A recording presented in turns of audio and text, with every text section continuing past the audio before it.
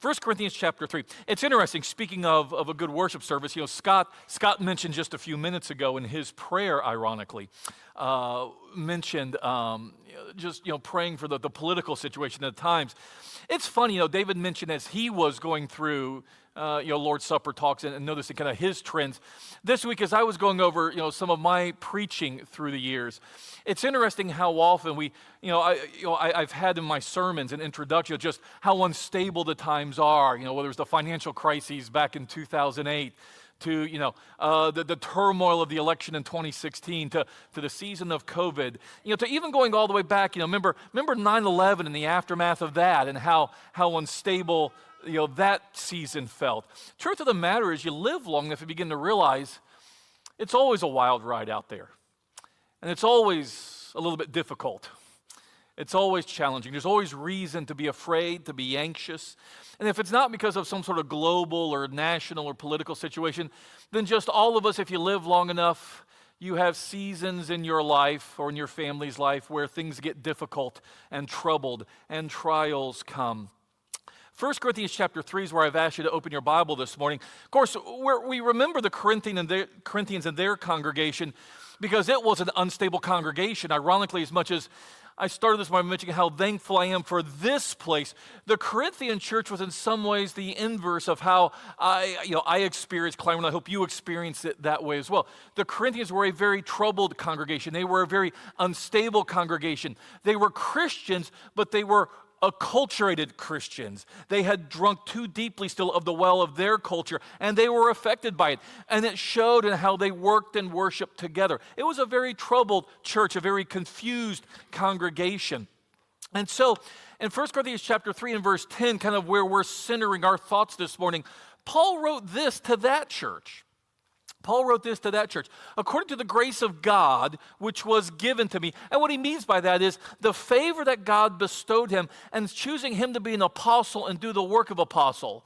Paul saw that as a gift, as a grace, as favor from God to him, because he never forgot what he was formerly. He was ignorant, he was lost, he was a blasphemer, and he was a persecutor of the church and of Christ that he now served as an apostle. He saw that as the grace of God in his life, an immeasurable gift and favor that God showed him. And so according to that grace which was given to me, like a wise master builder, I laid a foundation, and another is building on it. But each man must be careful how he builds on it.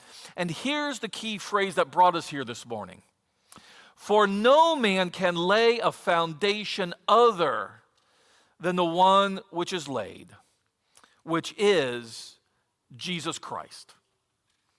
If you're a highlighter or a marker or in some way a signifier in your Bible, that's a sentence there that you need to underline or mark or memorize or make much more the mental furniture of your mind and one of the habitual thoughts of your heart. No man can lay any other foundation than the one which has been laid, which is Jesus Christ. Why was Paul saying that at this point in the Corinthian letter? Well, you remember the Corinthian letter begins all the way back in chapter 1 where the Corinthians were dividing themselves on the basis of their favorite preacher, maybe the preacher who converted them, the preacher from whom they heard the gospel, a preacher who was influential in their life. Some were saying, I'm of Cephas, that's Peter. Some were saying, I'm of Apollos. Some were saying, I'm of Paul. And they were dividing themselves, thinking that the man who brought them the gospel was kind of the foundation. They were followers of men. And Paul says, yeah, I do some building. That's the work that I do in my preaching. But the foundation I lay is not me. What I'm connecting people to, and what I tried to connect you Corinthians to, is Jesus Christ. He's the foundation. Not a specific congregation, not a particular preacher, no teacher, no group of elders, no internet influencer. The foundation is Jesus Christ. And that's the background of the situation. He was talking about how to build the church and the kind of work that he had done as a corrective to their preacheritis. But the point that he makes in that sentence that begins with for, the reason I can say what I say is because Jesus Christ is the foundation. That is a valid principle, a universally true one that can be applicable to all kinds of situations, all sorts of problems. When you're trying to sort through the clutter and the confusion and the cloudiness, you remember that the foundation, the bedrock, the starting place is Jesus Christ. The foundation is Christ as explained in the gospel. Christ crucified and raised from the dead, as we just commemorated in the supper. And as Paul pointed out back in the first chapter of this letter, it's foolishness to the world, but it is the wisdom and power of God to those who are being saved. And so what you have here is Paul in some ways channeling what the prophets themselves used to talk about. I think in particular of what Isaiah said back in Isaiah chapter 28, beginning in verse 14 or so. We're way back in ancient times, and Isaiah's day was troubled times. God had the prophet say these words to his contemporaries. Therefore, hear the word of the Lord, O scoffers, who rule this people who are in Jerusalem. Because you have said, we have made a covenant with death, and with Sheol, or the grave, the underworld, we have made a pact, a deal. The overwhelming scourge of death and destruction will not reach us when it passes by, because we have made falsehood our refuge, and we have concealed ourselves with deception. Stop right there for a minute. What's going on here in the context? What's going on in the context of Isaiah's day? It was a troubled world. And their day, the political problem was a weak king named Ahaz and a dangerous empire called Assyria breathing down their necks. And when Assyria wasn't breathing down their necks, their neighbors were breathing down their necks. The northern kingdom led by Samaria, and even further north, Syria led by Damascus. And so they had political problems, military problems, economic problems all around. And what the people of that day had done, rather than building their lives upon the foundation of God, was they said, we have made a covenant with death. We figured out a way to make a deal with it so that the destruction and death that we are afraid of won't happen to us. How did they do that in the larger context of Isaiah? What they did is they put their trust in princes. What they did is they made foreign alliances, especially with Egypt, to protect them from Assyria and Samaria and Damascus. Rather than trusting in God to deliver them, because Jerusalem was God's city, where God's temple and God's name was placed, and if they would simply faithfully obey his covenant, God had promised through the covenant with Moses to deliver them. Instead, they made their own covenant as they saw it, with death. We made a deal with death by invoking Egypt's help. We won't have to die. We won't be destroyed. And so we have made, rather than God our refuge, we have made falsehood and lies. We have concealed ourselves with deception. We actually believe that we have found an earthly political solution to our perennial problems. And God sees that, and God knows what they're doing, and God challenges that through Isaiah. Therefore, thus says the Lord, behold, I am laying in Zion a stone, a tested stone, a costly cornerstone for the foundation, firmly placed. That sound like what Paul was saying in 1 Corinthians chapter 3, that God sets a foundation coming out of a cornerstone, a firm place around which all else in the building is to be built. That's exactly where Paul's getting his idea. Only now we know what the cornerstone is. The ultimate cornerstone is not just God in heaven, but Jesus Christ on earth, Christ crucified and raised from the dead. That's the cornerstone of life, reality, security, and safety.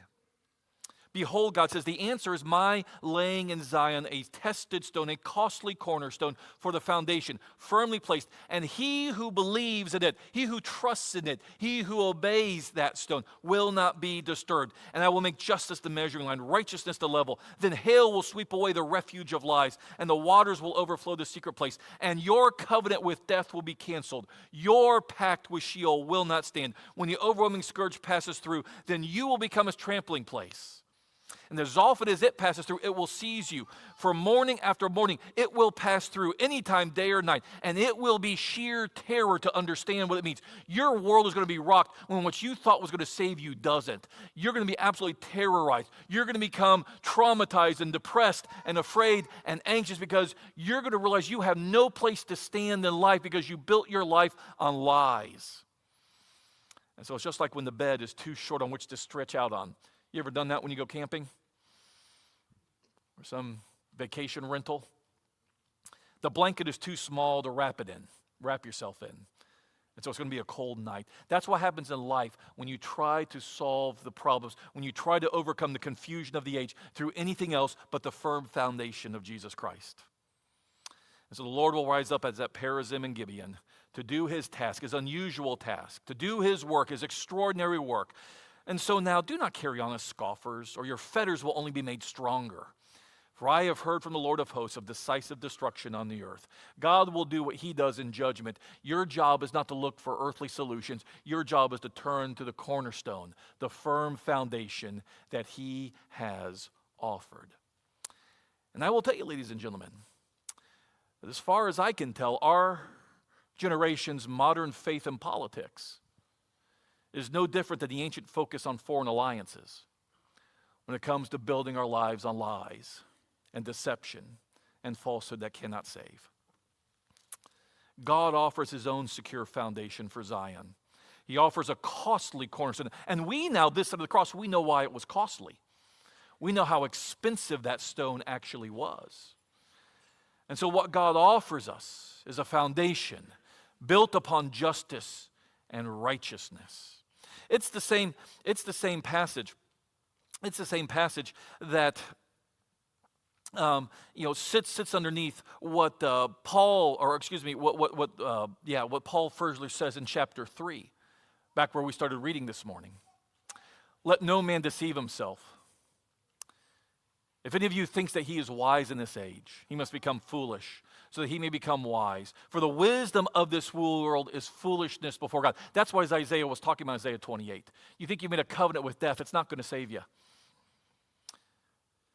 For it is written that he catches the wise in their craftiness. And again, the Lord knows the reasonings of the wise, that they're useless. So let no one boast in men. For all things belong to you, whether Paul or Apollos or Cephas, or the world or life or death, things present or things to come. All things belong to you, and you belong to Christ.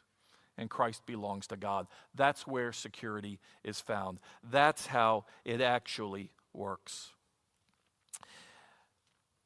And so when we look to Jesus, and when we read and we study the life and the teachings of Jesus, the firm foundation that the only sure standing can be built upon, what we need to do, ladies and gentlemen, is we need to go back and we need to take opportunity to take stock of our lives and reground ourselves on Jesus Christ.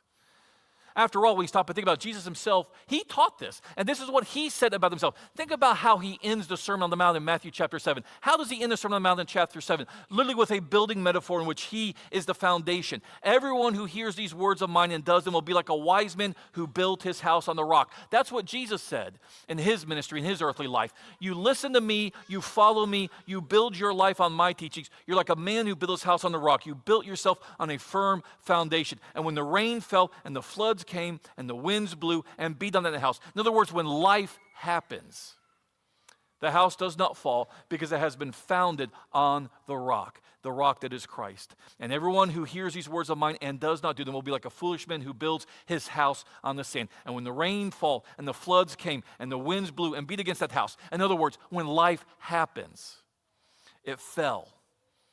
And great was the fall of it.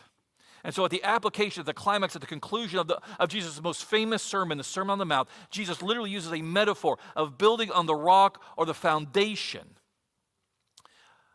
as a foundation to describe the difference of founding our lives on the world versus founding our lives on the bedrock of him. And so again, Paul says, don't be deceived. If anyone thinks that he's wise in this age, he's got to become foolish. He's got to become foolish. He's got to think differently than the world thinks, because that's why we don't build our lives on the foundation of Jesus Christ. And so the few minutes that I have left with you this morning, what I want to do is I want to think about the foundation of Jesus Christ, what it means to make Jesus Christ truly and properly the foundation of our lives. When Jesus Christ, the man, his work, his mission, the life that he lived, and the teaching that he brought, what happens when that is the foundation of our lives? Three quick observations, and we'll be done for our time together this morning. And number one, what happens when Jesus is the foundation? When Jesus is the foundation, this is part of what Paul is trying to say to the Corinthians in 1 Corinthians. When Jesus is the foundation, he discredits the world's counterfeit reality. He discredits the world's counterfeit reality. If any among you thinks he is wise in this age, he must become foolish, so that he may in fact become wise, because the wisdom of this world is foolishness before God. And so following Jesus, the God-man, and what he taught, means inverting what the world calls obvious. What Jesus is, he challenges the rationalism and the empiricism and the scientism that undergirds the modern mindset. He challenges that. He calls it foolishness. He says it's not built on rock at all, but built on shifting sand. And the fact that Jesus in his life and in his teaching inverts the world's version of reality is shown by the very facts of Jesus' life. The very facts of Jesus' life bear this out. After all, when you stop and think about it, God who is king, God creator of heaven and earth, God who has all power and all authority. God, when he becomes man, is born not in the palace but in the manger. He's born on the appearances of a very suspicious pregnancy. So suspicious that when Jesus is an adult, his teaching will be challenged by his opponents with the fact that he appeared to be illegitimately born. We were not born of fornication, his opponents will say to him. He was born on the appearances of a suspicious pregnancy. He came from Nazareth, a village in the middle of nowhere, from a tribe that was full of nobodies. He challenges the so-called righteousness of the Pharisees and the credibility of the authority of the temple leaders by instead teaching with authority rather than rabbinic precedent. Jesus didn't need footnotes in the books he wrote. He will violate all manner of tradition and social taboo about how to keep the Sabbath or how to speak to women or how to handle the sick and the diseased. And ultimately, he will accomplish his greatest work of all by being crucified, a Messiah who is put to death, a God who is willing to die. And in so doing, he turns everything the world believes about reality and says ought to be so on its head. And not only do the facts of Jesus' life bear out the fact that the world's got it all wrong, that we have to found ourselves on Jesus and his version of reality, which is so different, counterintuitive to what we absorb from the world around us. But the teaching Jesus did in his life bears this out as well. Because Jesus, when he teaches, Jesus says in his teaching that he did not come to be served, even though he is God and King. He did not come to be served, but to serve. And his service was ultimately summarized as giving his life as a ransom for many who were sinful and unworthy and did not deserve it. And that furthermore, as Messiah, he had not come for political revolution, but for sacrificial death. And that for those who follow him, the way to life and security would not be found through self-preservation, which he himself did not practice for himself in his life, but rather through sacrificial suffering and obedience. He would win by not claiming his rights, but by relinquishing his rights. How counterintuitive that is to Americans full of our legal constitutional rights. And so we would teach that you save your life by losing it, and that those who lose their lives are in fact the ones who actually find themselves and true life. And so in a world that constantly wants to remake us in its image and have us build ourselves on the same shifting sand of the mess around us, we desperately need the corrective of Christ. We desperately need the implications of his life and the imperatives of his teaching, because the foundation of Jesus Christ discredits everything that the world calls normal and right and good. And so we need to clarify our vision of the world, of who we are, of why we are here, and how to live in the meantime before the end time comes. What that means concretely in daily life for us, that means we need to learn to doubt our own senses, to not trust appearances, to question our own common sense, to resist the easy apparent validity of appearance and simplistic first impressions. We need to interrogate the assumptions of the age. Beware of the world's claims to authority and expertise through credentialed experts who ultimately offer a worldview that is not scriptural at all, even though they claim the authority of modern Pharisees.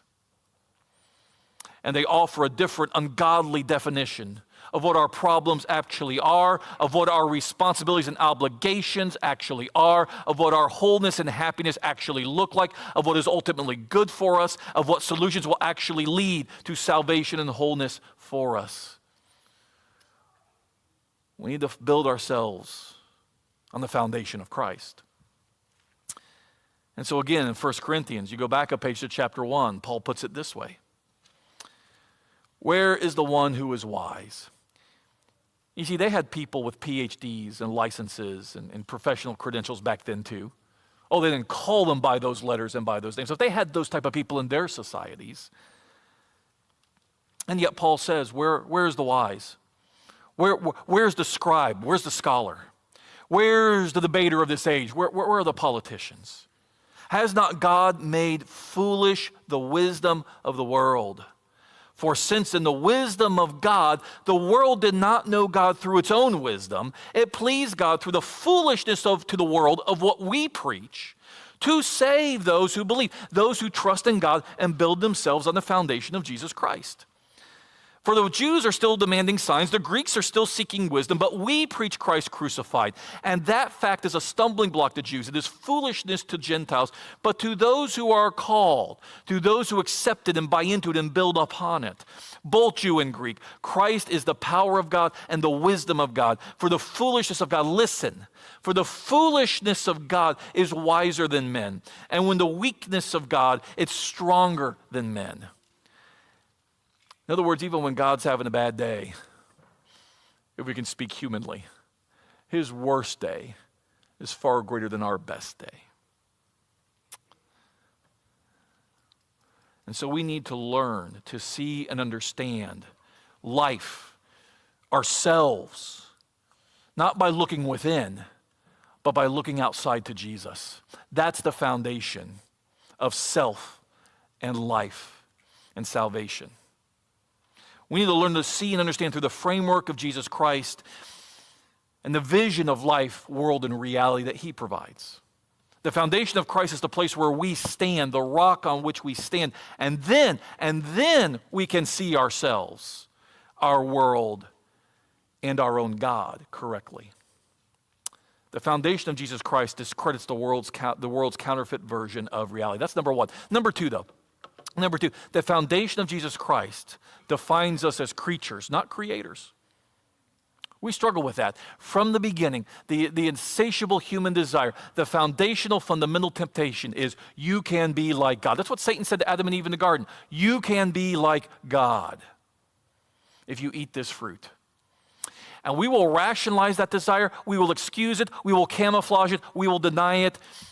We will hide from it. But the truth of the matter is, so much of human life, pride, arrogance, and ultimately disobedience comes from the fact that we don't want to follow God's way.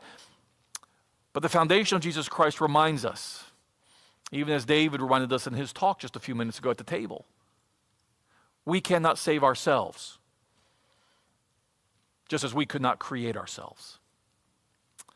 The life of Jesus and the teachings of Jesus means seeing ourselves as creatures, defined and derived from a creator. And so again, as Paul puts it in 1 Corinthians chapter 3, that passage we're in this morning, in verse 21, so then, because Jesus is the foundation, so then, let no one boast in men. Whether it's other men or in ourselves as men and women. Let no one boast in men. Why not?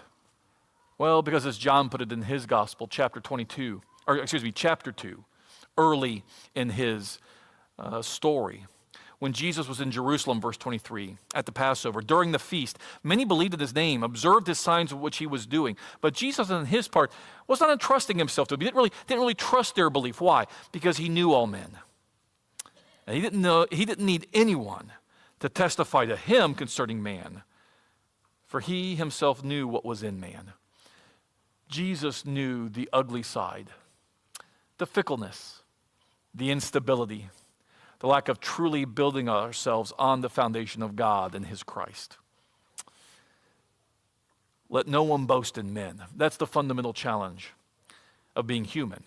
We are creatures, not creators. Learning to accept that. And so again, Paul working this idea in Corinthians, in his letter to them, trying to unravel the hornet's nest of their spiritual problems. Again, back in chapter 1, if you flip back a page once again, Verse 10, I appeal to you in chapter 1, verse 10. I appeal to you, brothers, by the name of our Lord Jesus Christ, that all of you agree, that there be no divisions among you, but that you be united in the same mind and the same judgment. For it has been reported to me by Chloe's people that there is quarreling among you, my brothers. And what I mean is that each one of you is saying, I am of Paul, I am of Apollos, I am of Cephas, or I am of Christ. You're boasting in men and not in Jesus. That's the problem. Because whether you boast in yourself, in your pride, whether you boast in humanity, powerful political leaders, groundbreaking scientists and their solutions, clever engineers and their problem solving, it's still boasting in men. As though we are self-sufficient, can save ourselves, can define ourselves, can figure out who we are and what we're supposed to be by ourselves. God knows that the reasoning of the wise of this age, of this world, will always be futile. And so, to ground our confidence in creatures, mere mortals who return to the dust, is the height of actual foolishness. To boast, as Paul uses the word, can mean to be arrogantly confident in, to boast in men. But it can also mean to give too much credibility because we are afraid and we're looking for salvation we can see rather than salvation we can trust. We have to trust. And so we have to remember that we are not to boast in men, whether because of pride or because of fear. There is no salvation in them. The foundation is Jesus. And that brings us quickly and finally to number 3. Because the foundation of Jesus Christ describes what humanity is supposed to be. Still in chapter 3, back in verse 21, later in that verse. For all things belong to you under the foundation of Jesus Christ. Only in the foundation of Jesus Christ do we truly take possession of what God wants us to have. To try to achieve it, to claim it, to have it in any other way is covetous, it is arrogant, and it is sinful. All things belong to you under the foundation of Jesus Christ, whether Paul, Apollos, Cephas, or the world, or life, or death, or things present, or things to come. All things belong to you, and you belong to Christ, and Christ belongs to God. What happens when we build our lives on the foundation of Jesus is ultimately we're put back in right relationship with reality. We rightly are oriented to the things that we covetously, greedily desire to possess on our own terms. We rightly receive them the way God intends for us to have them, to use them, to enjoy them. And ultimately it puts us back in the right relationship with God himself. These things that Paul lists, the world, life, death, present, future, when you stop and think about it, these things pretty much summarize at the 30,000 foot level. These things pretty much summarize the nature of human existence and what we fight for and what we strive for and what we're anxious for. We're worried about the world, life, our place in it, having our share of it. We're worried about life and death, health, wellness, disease. We're worried about the present and our enjoyment. We're worried about the future and our security. The things that Paul lists here in these verses are not randomly chosen. They're wisely observed and pointed out. These are the things we seek to have on other foundations. And Paul says, these things are only yours, really and truly, if you build on the foundation of Jesus Christ. The world is so desperate for these things. We will fight wars. We will commit all manner of injustice against each other. We will try anything under the sun. And when it comes to life and death, we will spend our very last penny. And we will fight to our very last gasp of air to put off the inevitable that ultimately is outside our control. It's interesting that in the Gospels, one of the titles for Jesus was the Son of Man. And that Son of Man title comes somewhat from the Old Testament. It was a designation for a messianic figure in some of the prophets, one like the Son of Man coming on the clouds, especially Daniel chapter 7. And so certainly that is an aspect of why Jesus takes that title to himself in his incarnate humanity. He is the fulfillment of the prophetic expectation of the work and the coming of one like the Son of Man. But it's not just solely in the prophetic key that Jesus takes that title to himself. Part of what it also means when he calls himself the Son of Man is that he is the embodiment of what humanity is supposed to be. We talk about this from time to time. None of us are truly human as God intended. We're broken, flawed, sinful, corrupt. In Jesus Christ, we're being recreated in our humanity, but you and I, because of our fallenness, have never lived the human life as God intended.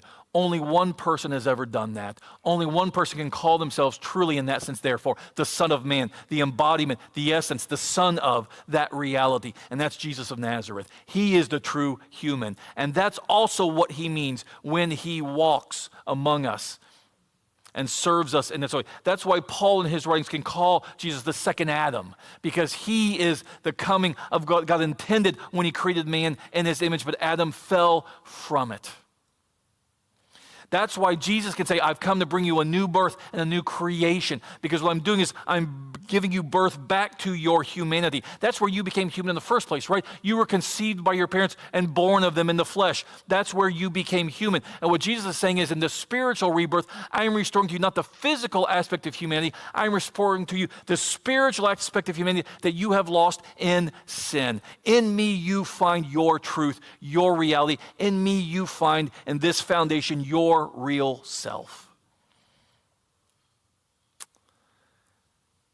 And so we need to listen to Jesus when he says to Nicodemus in John chapter 3 and verse 6, that which is born only of flesh is merely flesh, and that which is born of spirit is spirit.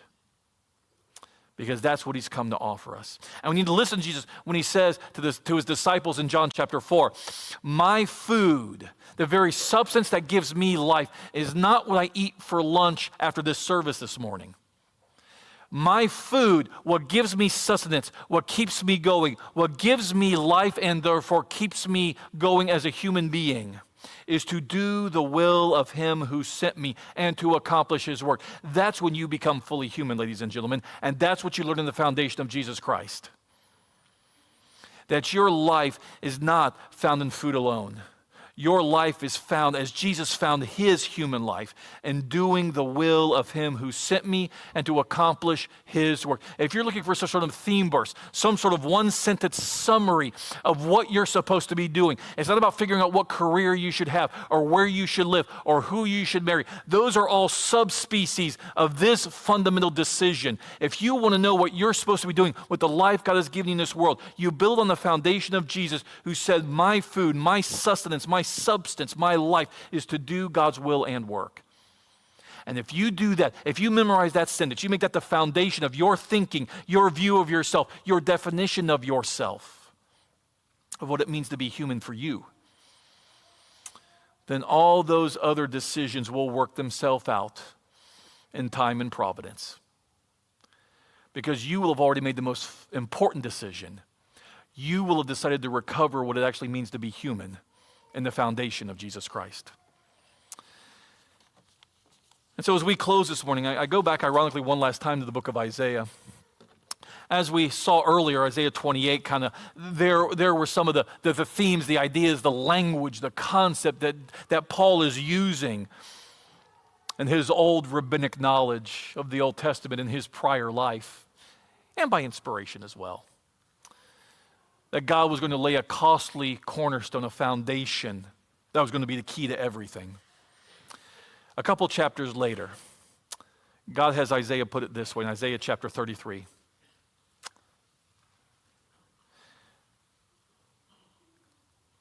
Verse 2, O Lord, be gracious to us. We wait for you. Be our arm every morning, our salvation in time of trouble. At the tumultuous noise, peoples flee. When you lift yourselves up, nations are scattered, and your spoil is gathered as the caterpillar gathers, as locusts sleep, it is leapt upon. The Lord is exalted, for he dwells on high. He will fill Zion with justice and righteousness, and he will be the stability of your times. Abundance of salvation, wisdom, and knowledge. Because the fear of the Lord is Zion's treasure. He will be the stability of your times. Because the fear of the Lord is real treasure.